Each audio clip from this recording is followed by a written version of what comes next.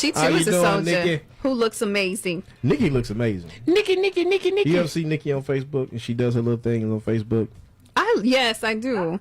I don't think Nikki follows me on Facebook, but Nikki don't we'll follow talk none about of us that on later. Facebook. Nikki I'm follow just me teasing. on Instagram. Me and Nikki talk all the time on IG. Do y'all? She can't read. Get I your try life. to tweet her. I retweet her all the time. She just be Nikki, like, you would not hold us responsible for the inboxes that Seven is sending you. no. And I'm sorry. I cannot believe. I was like, is this how we start out? No. We start off with love. Lots of love, girlie. We love you. Nikki, who you got for us today? Actually, I want to talk about women who love business. We are going to put our boss hat on today, and we are going to talk to a good friend of mine, Cameka Smith, who is an award-winning entrepreneur. She is also the founder of Boss Network, and Boss stands for Bringing Out Successful Sisters, and her goal is to promote the small business spirit and the development of professional women. Welcome to the show, Cameka. Hi, good afternoon. You guys got a lot of energy. I love it. Right. So tell me, first of all, just let us know, like, what motivated you? Because you have built this incredible network of female entrepreneurs in all various states of business. What promoted you to leave your good job and step out into the world of entrepreneurship and help other women do the same? Well, you know what? That was the thing. I didn't leave my job. My job left me. That's what I tell people.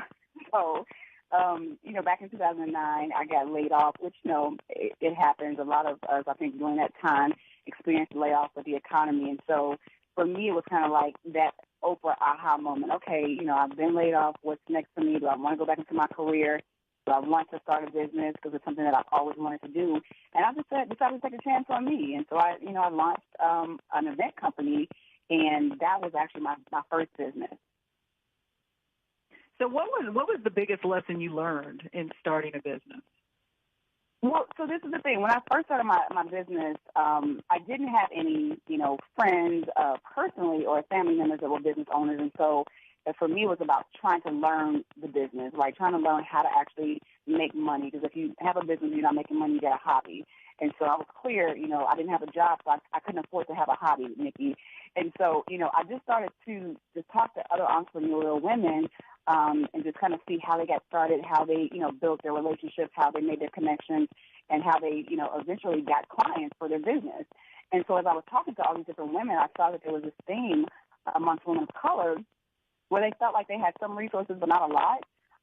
They were struggling in some different areas. Some of it was like, personal, social, emotional issues around, doubt and fear.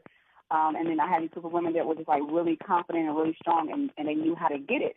And so I said, okay, if I have an event company, so if I pair these two groups of women together and these seasoned women can share the insights to the women who are just starting, maybe this could be a great event. And so when I launched the event, I titled it Boss because I wanted to bring out successful sisters. That was my goal. And the first event series became very popular. And from there, we actually launched online communities so that the women could continue to engage after those events. And so it kind of happened by chance, but it was like perfect timing, I believe.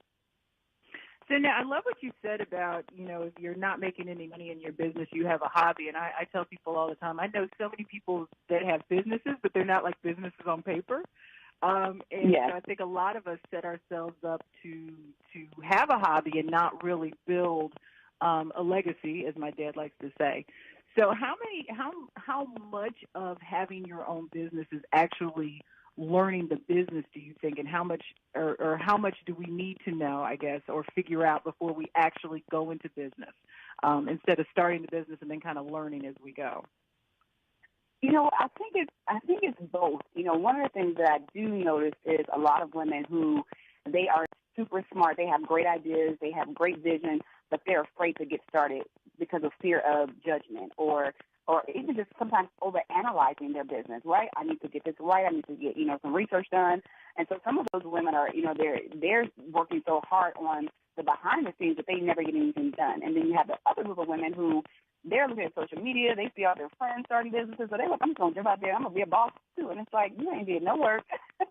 Right. You haven't done any research. You haven't put in any, time to develop, what that brand is going to be like before you introduce it to your market.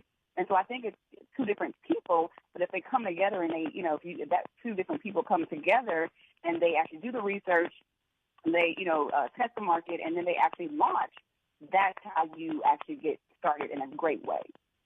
Right. I know and I love what you say about mindset, because one of the, when I resigned from my job, I had already been building my business. I was pretty comfortable with what I was doing, and I knew what kind of growth I wanted, and I had a plan. But I think that one of the biggest lessons I learned in the year and a half since I've done that is that mindset can make or break you as an entrepreneur, because it's such a faith walk. Absolutely. And so what are some tips that you give to women just mentally and spiritually on how to be bosses?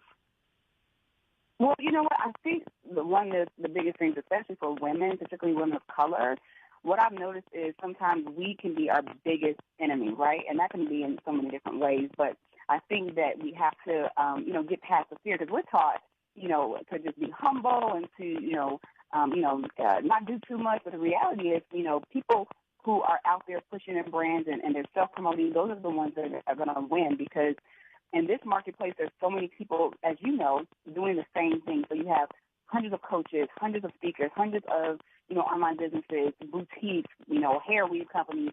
And so what's going to set you apart? People buy from people, then brands. And so you have to figure out a way to set yourself apart from everybody else. And that really comes through consistency and actually, building influence. Right. I mean, I have people tell me all the time the same thing. Well, I can't talk about myself on social media. And I was like, well, then you don't want to be in business. It's tough. You don't want to be in business. It is tough, but I think that I was talking to a friend of mine earlier who's an online male entrepreneur, and he's like, you girls got to put your big panties on, because I was kind of talking to him about this segment. And eventually you do. It's entrepreneurship is not for everybody, but if you decide that that's what you want to do, then, I mean, it is a world that you have to learn to navigate, and you are definitely not going to be comfortable all the time with what you have to do. It's so true, Nikki. I just wrote this article for the start of the year, and it's titled "Entrepreneurship: One of the Hardest Jobs You Will Ever Have." And I think we got like over 500 clicks in one day, because a lot of people don't talk about that part, right? They see all these businesses popping up online, and it looks so easy and so simple. But the reality is, it is literally the hardest job you will ever have. You have a 9-to-5, but when you work, you have a 24/7, and you know that, right? So if you're not you're not doing business, either your brand is going on social media consistently, so there always is something happening in your business that you have to be responsible for. And I think that is one of the things that a lot of people don't talk about. And then also, just like you said, the fear of judgment. Is it good enough? And I'm a firm believer of doing it and then coming back and editing it later. Of course, do your research, do what you need to do to get it out there. But once you get it out there, now you can see from your customers, okay, they like it or they don't like it, and you can go back and change it. But if you spend so much time waiting and analyzing and overanalyzing, then you probably will never even get started. And that's, the hardest part for most people is getting started. Absolutely. And one great way to get started, that's a perfect segue, Cameka. One great way to get started is to check out the Boss Network, especially if you want some kind of support from a community of people who are maybe at the place you are, or maybe who have gone farther and can give you some guidance. And you can look them up online at thebossnetwork.org. Cameka, thank you so much. I really appreciate you. And here's to entrepreneurship in 2018. Absolutely. Here's that. Absolutely. JJ, you had a question? I did have a quick question. You made a very good point, Nikki. There are some people who believe that they are all about entrepreneurship, and then they get into it and they find out it's not for them. But how long do you give it before you decide that this really isn't for you? Like, this isn't your thing? That's a great question. Cameka, that's I think it's trial and error, right? So most things we don't know if we love until we actually do it. I mean, I remember when I first went to college, I wanted to be a lawyer because I saw Claire Huxtable on the Cosby Show, and I was like, I want to be like her, But then when I was in college and I started studying law, I was like, oh no, this is not for me. So you have to actually jump out there and start doing it to see if it fits you. Yeah. And cause sometimes it's just job frustration. It's not entrepreneurship. Some people are just frustrated in their job. Right. And that was one of the tips I talked about in the article. You're just frustrated at your job, and it might be time for a new environment, not a new career. That's very good. Thank you so much, Cameka. Absolutely. I just want to piggyback on that because I just had this conversation. If I had to do it all over again, I probably would have transitioned a little bit better, meaning I would have done something part-time in my current career and then done entrepreneurship part-time instead of just begging full-time, because it really is a shock to your Yeah. Oh, girl. You're used to being an employee going to the boss. Girl. Nikki, let's go.